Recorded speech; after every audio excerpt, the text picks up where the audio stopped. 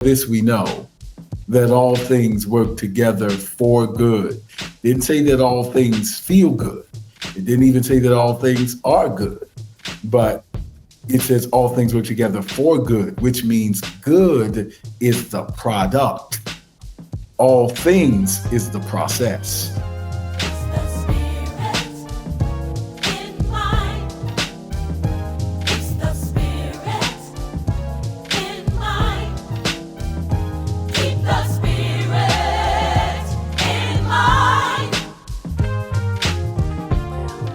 To the Spirit in Mind broadcast with your hosts, Bishop C. Guy Robinson and Dr. Jonathan Shepherd, where we explore faith and mental health perspectives on current affairs.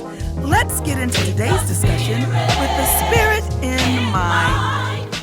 Hello and welcome to Spirit in Mind, where we discuss current affairs, relevant affairs with faith and mental health perspectives. I'm Bishop Guy Robinson, and I am glad to have this time with you today and to share it with my colleague and co-host, Dr. Jonathan Shepherd. Hello, Dr. Shepherd.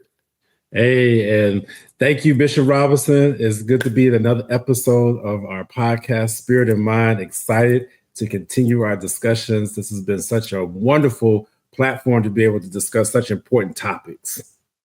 Absolutely. We think this one is an important topic as well. To continue, really, we've been talking about a gift. We've been talking about perhaps a gift that may shock someone who's listening for the first time, but we're going to talk a little more about the gift of rejection. How to deal with that and living with it and coming to see this experience that can sometimes be painful, quite frankly, and difficult, at least as a gift, and to get the gift out of it. And so Dr. Shepherd is going to recap some of the things that we discussed and start off our recap, and then we'll continue our discussion about the gift of rejection.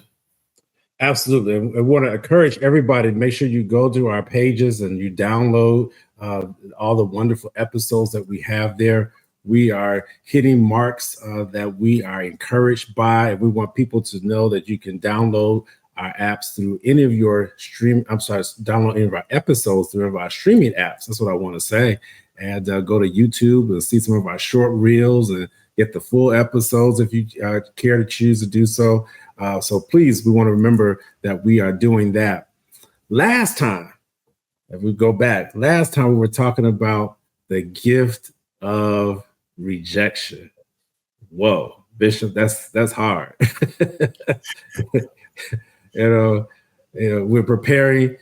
Some people, depending on when you watch this episode, you may be preparing to give a gift for the holidays. You may be preparing to give a gift for a birthday or some special event, engagement, anniversary.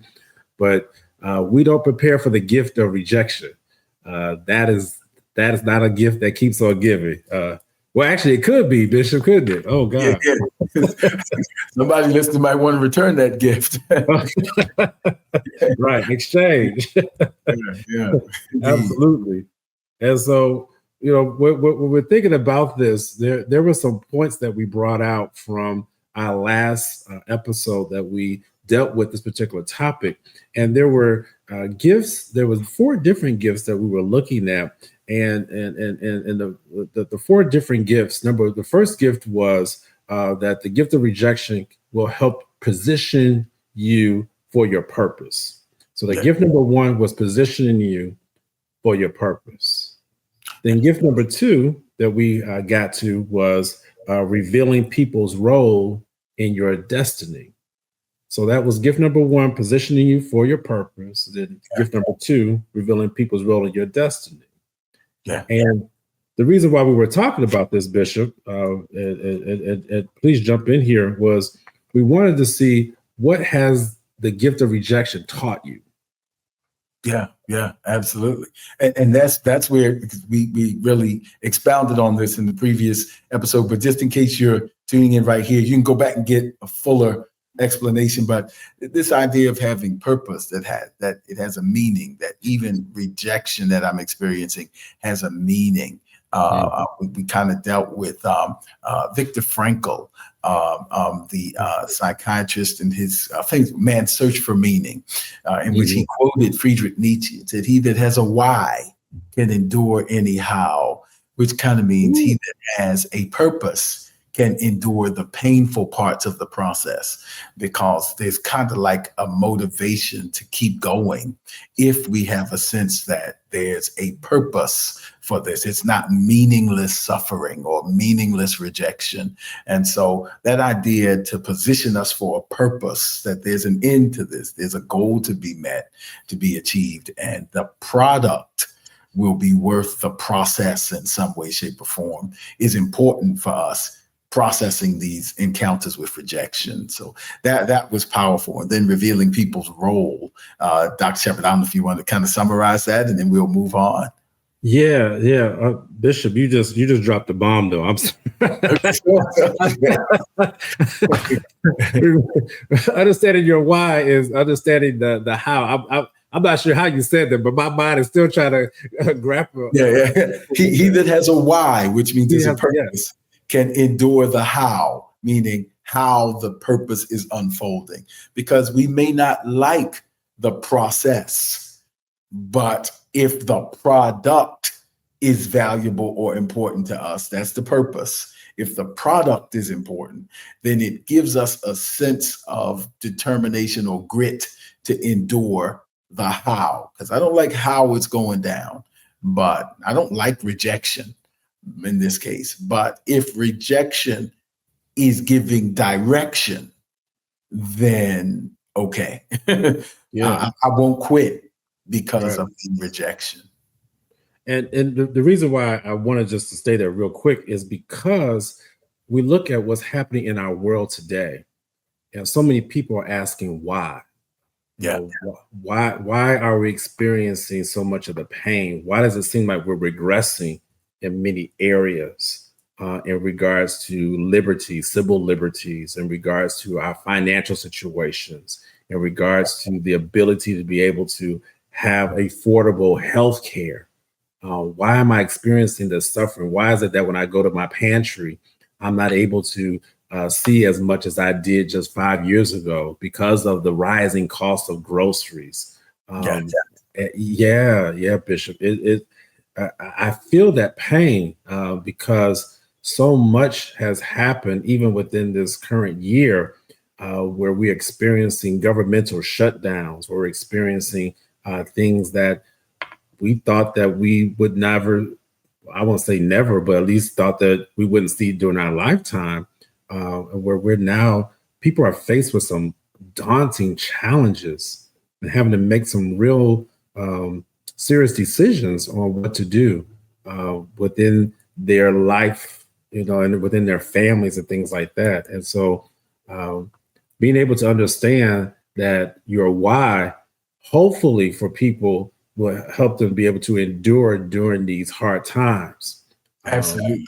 Yeah. And that's where, since this is spirit and mind, that's where faith becomes such an important part of even embracing rejection. There's a reason why we're starting off with positioning for your purpose and equating rejection and purpose, because purpose is really considered one of the big issues. Paul Tillich called them one of the ultimate concerns of life. Why are we going through this? Or I know Dr. Shepherd doesn't like these big long words, but he knows them. But it's the whole idea behind existential psychotherapy is that why am I here? Why am I going through this? Why this shutdown? Why these policies? Why these practices? Why is this happening? And our faith gives us an idea that not only is there a why for me personally or for you personally, but there is a divine why. That purpose is in the hands of a providential and intentional God, that everything God allows has or ordains, depending on your perspective, has a divine purpose, which is the whole point of Romans 8. For this we know, that all things work together for good Didn't say that all things feel good. It didn't even say that all things are good. But it says all things work together for good, which means good is the product. All things is the process. And the process entails some things that may not be or feel good. But this idea that God has a purpose for what he's ordained or allowed is a source of comfort and, quite frankly, strength for persons who are dealing with hard times. And so that's why that's so very important. I'll stop there, but purpose prevails. It's like it's the big umbrella. It's the why are we here? And to your point, Dr. Shepherd, we hear people in various ways asking why. Not literally, perhaps, but people are trying to find meaning when they're trying to explain why, not just geologically, but why were there earthquakes? Why were there floods? Why were there natural disasters? Why is there violence? Why is there misfortune? Why are there health crises? They're trying to find the why, because the search for why is a part of enduring the how. Right. And it's so important to be in alignment. Again, we talk about this as a spirit and mind, and we want to make sure that the spirit, mind, and body are in alignment. And when you get that into an alignment, it helps you to know and position you for a purpose. We're talking about positioning for a purpose. And so thank you, Bishop. That's huge. I'll throw in, because now this really, I don't want to do an injustice by oversimplifying. So because this why in purpose can be complicated. It's simple and sometimes it's complicated, because if we're really being honest, because somebody might be in this place and asking this question, some things in this life, we don't know why. And that's where faith fills in the gap. That's the purpose of faith. I'm not even talking about a particular denominational persuasion, but I'm talking about faith in its essence. Faith fills in the gap where we do not have epistemic certainty, where we don't have scientific absolutes, where there needs to be more study, more observation. Then faith fills in that gap so that we do have the impetus to keep going. Because some things in this life, don't want to, get on to, but Paul said, we know in part, we prophesy in part. We see through a glass darkly. That is his way of saying some things we don't know, and we'll understand it better by and by. And so sometimes we don't have a why. And that's where faith says, when I don't know why, there is a God who knows why. And sooner or later, it will be revealed to me. So I'm going to keep trusting and keep going. Yeah. And now with that revealing, we literally shift into point number 2. Yeah. Because as you look at rejection, it will hopefully reveal people's roles in your destiny. There should be revelation that's coming through the rejection, if you would. Yeah. You look and see the various people in your lives, whether it be assignments or whether it be attachments. As you work through the rejection, you begin to see where people in your life, what category that they fall into. That the book, Gift of Rejection, and we do endorse that particular book, that for those who want to read that, I tell you that in there, they really describe about a situation where the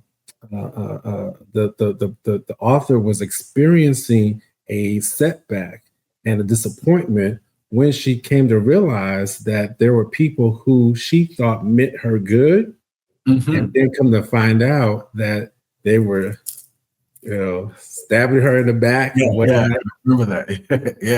Yeah, that's a bad feeling,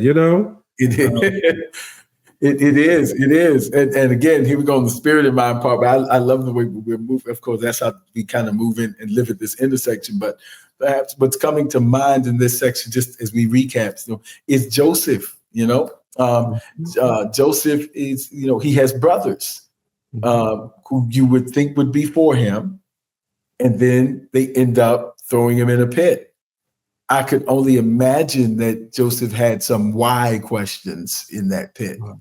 Why am I in this pit? Why am I in this pit? Because of my brothers. People that I thought were with me and for me. And Dr. Shepherd just summarized that section of the book. Why?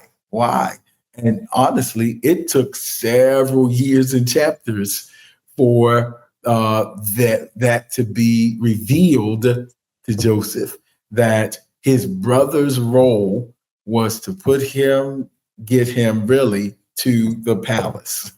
Right. And so that's where the divine part comes in, because even that's so profound when Joseph says, you meant it for evil. I clearly understand that. I'm not in denial about that. I'm not spiritually bypassing this moment. You meant it for evil. This relationship was a relationship in which you meant me harm. And while I thought that you were before me, you really were plotting against me. You meant it for evil. I'm clear about your intentions, but there is the presence of a God whose intentions supersede your intentions, and used your intentions in a formula to get me to a better place, even be able to help you in your time of famine. And so that's, again, all things work together, because the palace required the time in the prison. The prison required the time in Potiphar's house. And the time in Potiphar's house he would never have gotten to without the pit. So the pit, to Potiphar's house, to the prison, to the palace, all things work together. All of those are forms of rejection. The pit, that's rejection. The prison, that's rejection. Being forgotten about in prison, that's a form of rejection by neglect. And then ultimately, all of it work together. So that's, people have a role, and sometimes their role is not as supportive as we initially thought, but God has a purpose for allowing it to happen. Yeah, and I want to make sure that people understand just quickly here regarding the definition, if you would, of attachment versus assignment. So attachment is a relationship that only benefits the other's goals. So in case you're wondering, well, Shepherd, is that, or Dr. Bishop Robinson, is that an attachment or assignment? There's a relationship that is only benefiting the other person's goals. Attachment. Assignment, that's a relationship in which you're able to contribute to both you and to yourself, where it is mutually beneficial, and that the person is in relationship to be able to contribute to you. God is able to place these people in your life for support, encouragement, because who you are to them. So you look at the difference between the attachment, the assignment.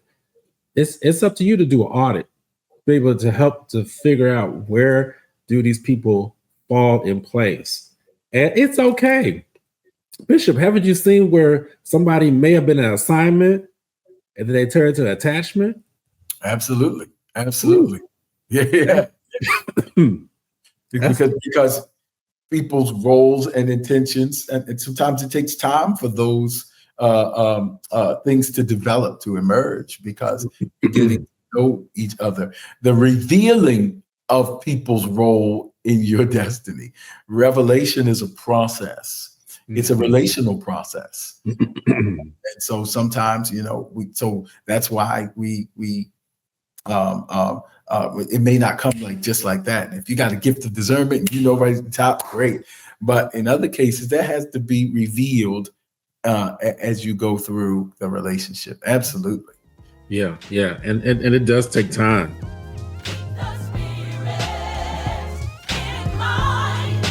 Don't forget to follow us on social media. We're on Facebook at Spirit in Mind, and we're also on Instagram at Spirit in Mind Live. Join us next time for a new episode